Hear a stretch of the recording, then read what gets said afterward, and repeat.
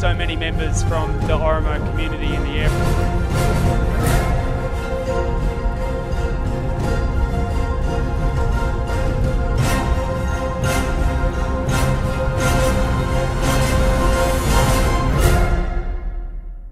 The federal government is really proud to support the Oromo community.